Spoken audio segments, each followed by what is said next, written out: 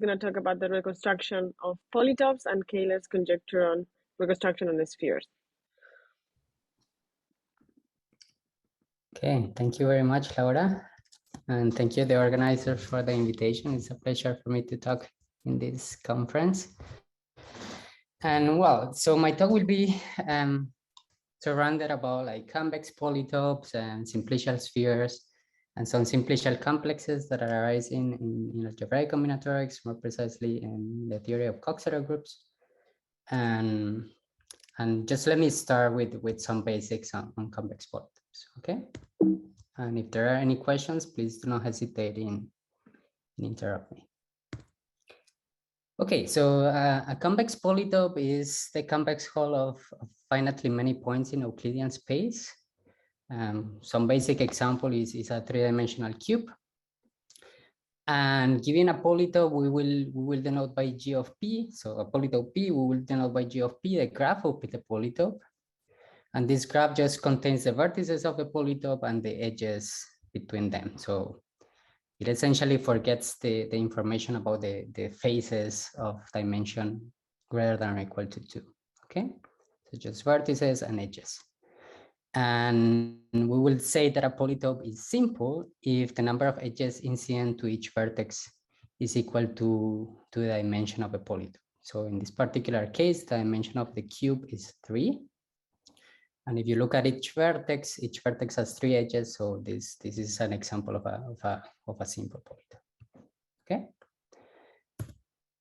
Now there is a really celebrated theorem in polytope theory from Blind and Manif from 1987, the year where I was born, that says that if P is a simple polytope, then the graph of P determines the entire combinatorial structure of the polytope.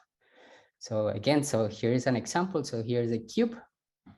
Here's the graph. So in this graph, you don't see the two-dimensional faces, but if you look carefully, you can kind of intuitively say that this square should be a two-dimensional face. This square here should also be a two-dimensional face, and so on. Okay. So only knowing the information about vertices and edges of a simple polytope gives you enough information to determine all the faces of the polytope, so the full combinatorial structure of the polytope. Okay, any questions?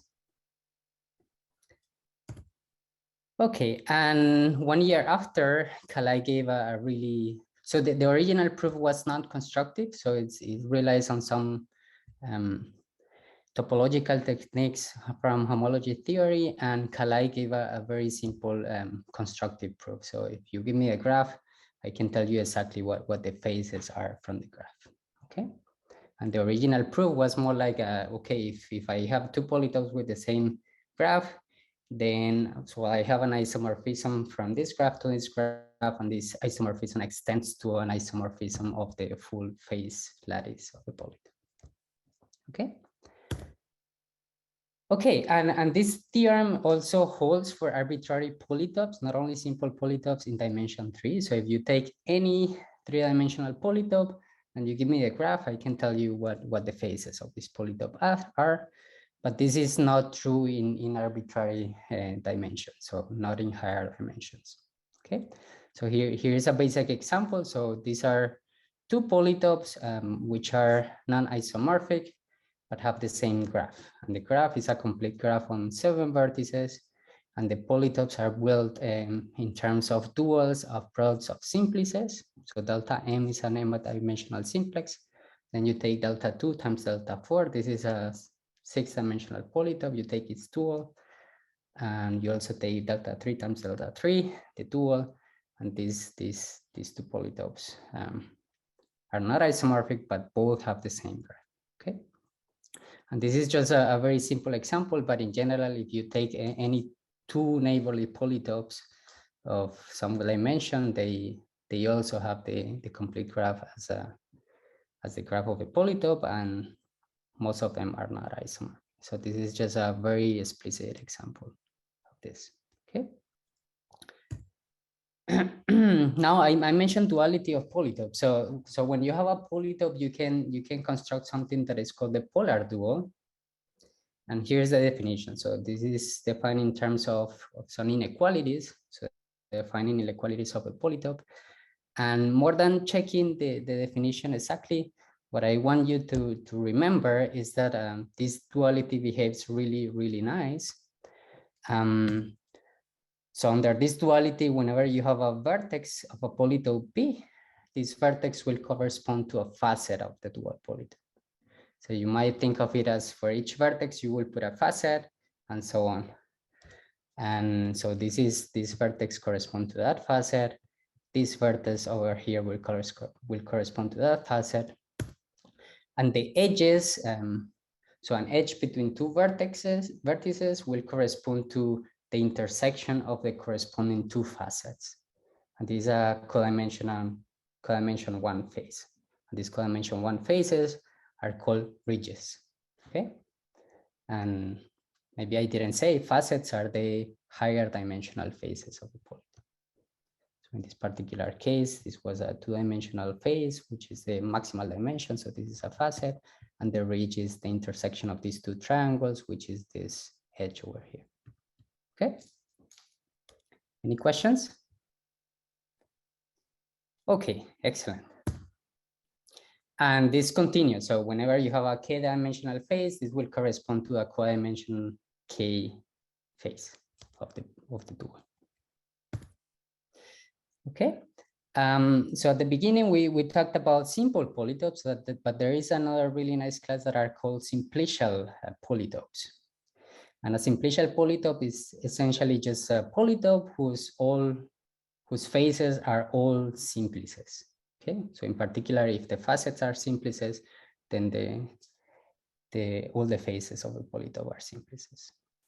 And we will call the facet-rich graph of the polytope the graph whose vertices are given by the facets of a polytope, and you draw an edge between two facets if and only if the two facets intersect in a codimension one face, that is a ridge, okay? And you might expect what happens. So under this duality that I mentioned, simple polytopes will correspond to simplicial polytopes. Because remember, a simple polytope is a polytope where each vertex has many adjacent edges as the dimension of a polytope. In terms of the dual, this means that the corresponding facet has as many ridges as the dimension of a polytope, and this is exactly a condition that this facet is a simplex. Okay, so simple polytopes correspond to simplicial polytopes under this duality, and by definition, the graph of a polytope P is exactly the same as the facet-rich graph of a polytope P star, the dual polytope. Okay, so this is all basics of polytopes. And well, if you rephrase that theorem that I mentioned before from Blin and Mani, well, you can just rephrase it in the dual terminology just by saying that simplicial polytopes are completely determined by their facet-rich graphs. Okay, so if you give me simplicial polytope and only information about the facet-rich graph, I can tell you all the faces of the polytope. Okay, so this is kind of surprising and really nice. And Blint and Mani in their original paper, they asked whether this result is also true for simplicial spheres. And Kalai conjectured that this is the case in his blog in 2009. So the conjecture, I will refer to this conjecture as Kalai's conjecture, is that simplicial spheres are completely determined by their facet-rich graphs. Okay, and this conjecture is, as far as I know, completely open at the moment. Okay, so what is this? What is a simplicial sphere? A simplicial sphere is just a simplicial complex, so a collection of simplices, which is homeomorphic to a sphere. Okay, so it has the topology of the sphere. Any questions? Okay, wonderful. Okay, so in summary, so we saw that there is this really nice result in polytope theory that says if you give me two simplicial polytopes and they have the same facet-rich graph, then they are isomorphic. Okay, or in other words, you can completely determine the simplicial polytope from its facet-rich graph. And the main question about that we are concerned in this talk is whether this result is also true for spheres. Okay. This is a beautiful beard that I took a photo from my garden, and it's really nice. Okay, so spheres, they behave, well, they are really different than polytopes. So if you look at the two-dimensional spheres, every two-dimensional sphere or simplicial sphere can be realized as the boundary complex of a simplicial three-dimensional polytope. But if you go into higher dimensions, this is not the case. So from dimension 3 on, most these spheres are not polytopal. By this, I mean that they cannot be realized as the boundary complex of the polytope. Okay, and this follows from various results from Goodman-Pollack, Kalai, and Pfeiffer-Ziegler. And there is also another important thing to mention here is that if you give me a simplicial sphere or a family of simplicial spheres, this is really hard to decide whether this family of simplicial spheres can be realized as polytopes. So there is this Manev's universality theorem that says that realization spaces of polytopes can be arbitrarily complicated, and the realizability problem already for 4 polytopes, so 3D spheres realized as boundary complex of 4 polytopes, this is already NPR. Okay. So when I saw this problem, my initial goal was actually to disprove Kalai's conjecture. And the way we wanted to do this is to look for a counterexample among a special family of simplicial spheres, which we know are conjectured to be polytopal. So in other words, what we wanted to do was to kill 2 conjectures at the same time. So on one side, you find a counterexample to Kalai's conjecture. On the other side, if I give you 2 spheres with the same graph and they are not isomorphic, they cannot be polytopal, because otherwise you will contradict Blind's result, right? So you will like win the lottery, like killing 2 conjectures at once.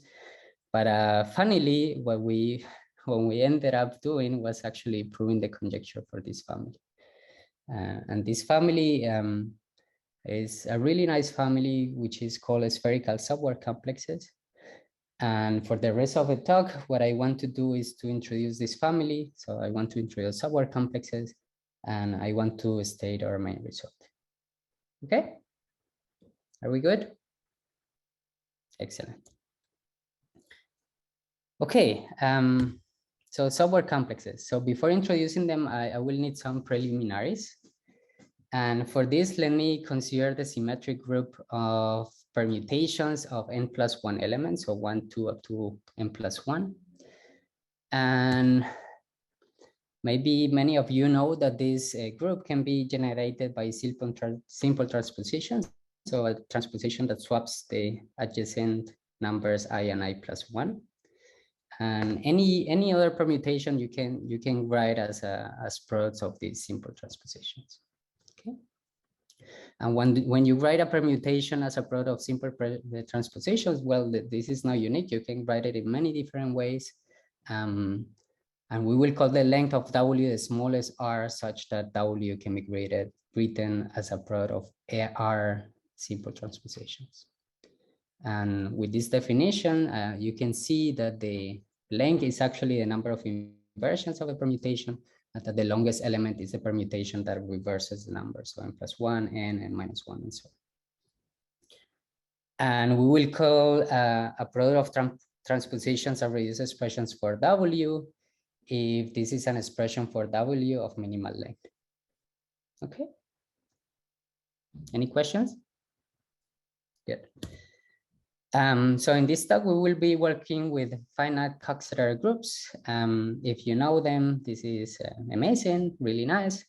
If you do not know them, anytime that I mention a Coxeter group, just think about the symmetric group with some generators, which are given by the simple transpositions. Okay, and they behave really, really similar to a symmetric. So you just keep that example in mind. Okay. Okay, so let me take a finite Coxeter group W, and together with a generating set S, a symmetric group, and the generating set of simple transpositions, for example. And now the input will be given by two different things. One of them will be a word Q, which is a word in the elements of the generating set. And the second input will be an element pi of the group. So a permutation if you want, okay?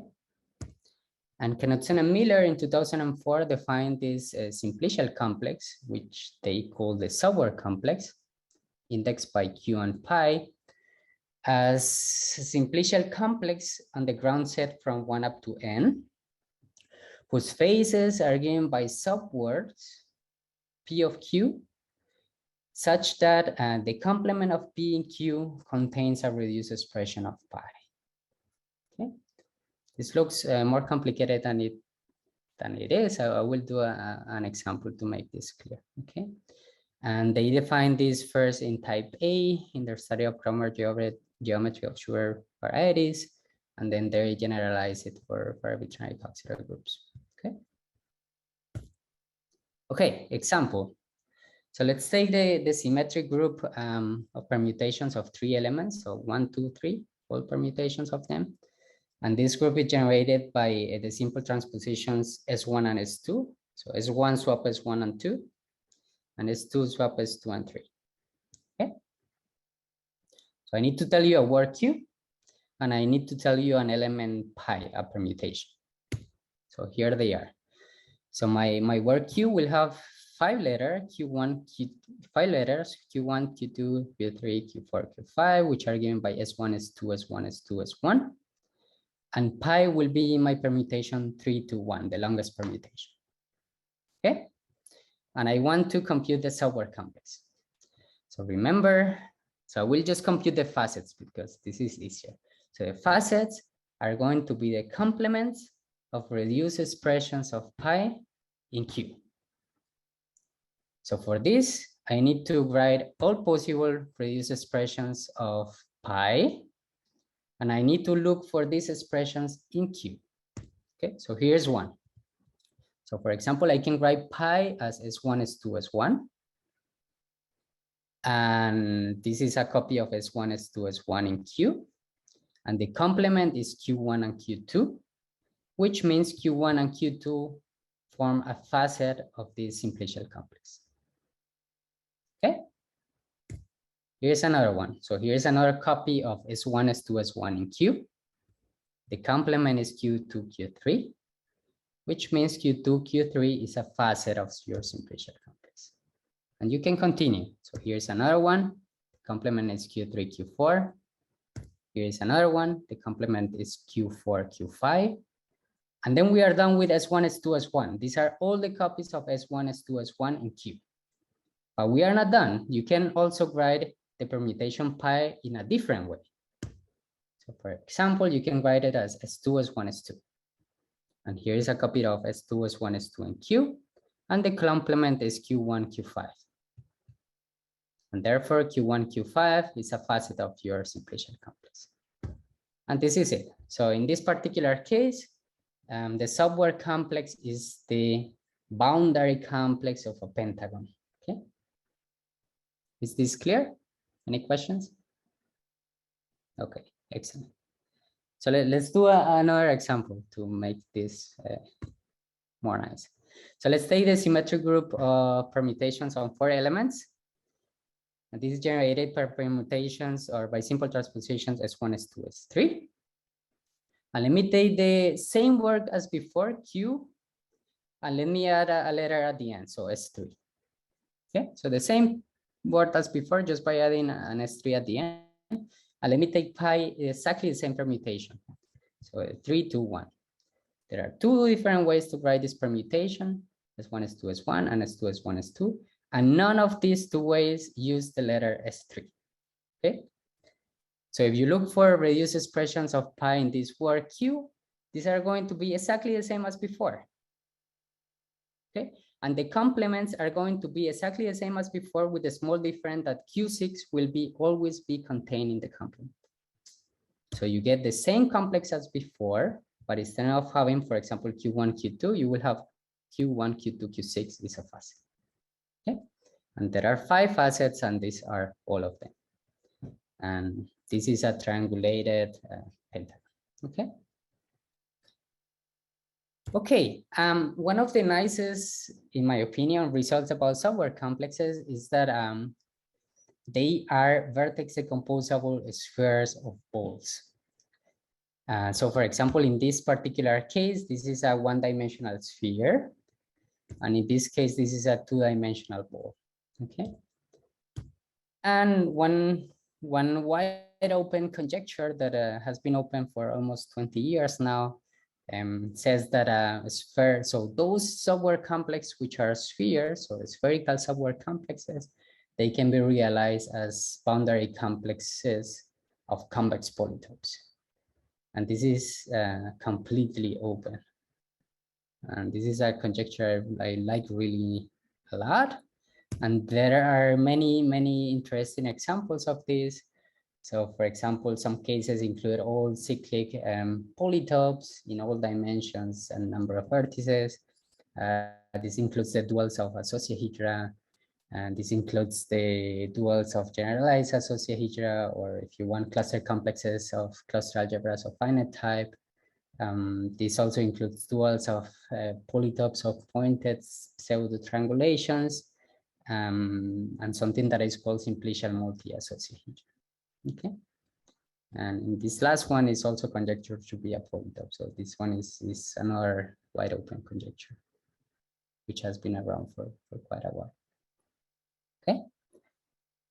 And the main result is essentially that spherical software complexes of finite type are completely determined by their fuzzy-rich graphs.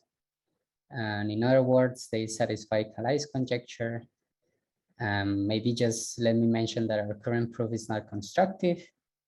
So if you give me a graph, I cannot really tell you what the phases are, but I know that if you have 2 software complexes that have the same graph, they have to be isomorphic.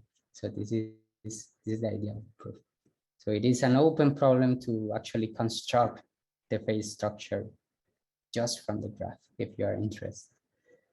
And our proof is based on the topological tools developed by Blind and Mani in their original paper. Okay. Thank you very much.